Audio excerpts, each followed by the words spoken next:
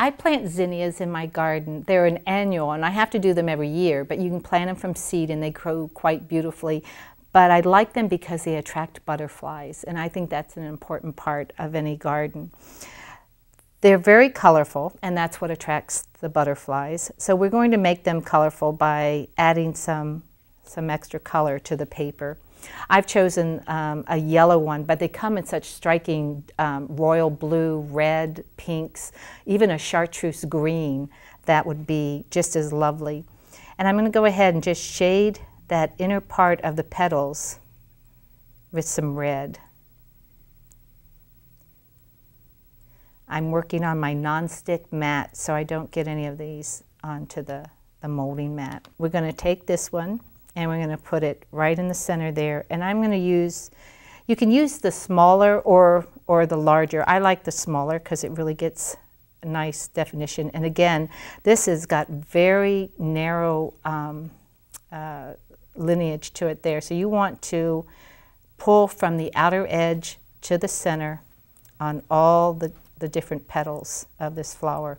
It's all in one piece, so we're not building it petal by petal, which I could have had you do, but it's easy to put one together very quickly.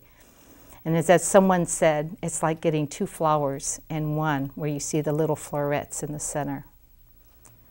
So after I've done that on both pieces, I'm also going to take the medium ball stylus and cup that center. Now if we move these to the non-stick pad, you're simply going to put a little bit of glue onto the underside of the first layer and offsetting it, place it on top of the other. And I like to take my tweezers and hold it down there for a second so you can see how it's offset and becomes a very full flower. Now as that's setting aside, we're going to build the center to it before we add the little florets. They look like little wagon wheels, and you're going to take your scissors and again cut those little projections right in half. And I'm going to do that on the yellow one. And then I've done a contrasting color, as you can see inside here where it looks a little bit darker. I've added a darker rust color just to give the depth of the flower.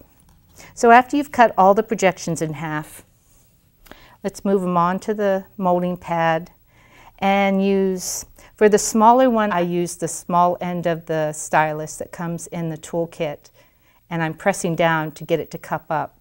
On the larger one, I'm going to change to the medium ball stylus and actually stir it around. Here I have one that's just about completed. I've added the two yellow stamens in the center and the darker rust. I'm going to add a second rust color there to add some fullness.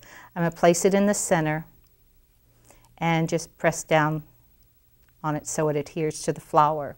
Now it's ready to take on the little florets that you see on the finished one here. Those come all together in the package. You're going to use the very smallest stylus, and you're going to place them on your molding pad and just cup them. Now again, these are little tiny, and if I dipped them into glue, you're liable to get too much on it, so do use your toothpick and add just a touch of glue to the end, and you're merely going to set them in place around the circle as if it was a crown in the center of your zinnia.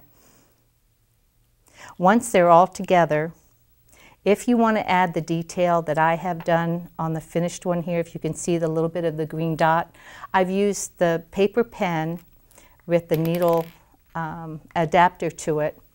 Test it out first on another little piece of pad there, and you can go around and just add a little green dot to the center of each one of those to make them more lifelike. Using the leaf tool, I'm again going to put that down, face down, right side down, and add a stem line. I'm going to add some vein lines to the sides.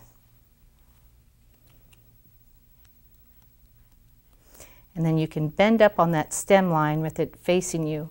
And I'm going to add, it's a little darker green that's in set number 2, to add on the stem line there, and add a little bit of shading to the outer part to give it some detail. And then you can use your tweezers to pinch up on it, on the stem, and then holding it down at a 45-degree angle, just bend back on it, and you've got a lovely leaf. By dipping it into the glue, lift up on your petals and add the leaf. So there you have your zinnia. It's a happy flower that belongs in your garden.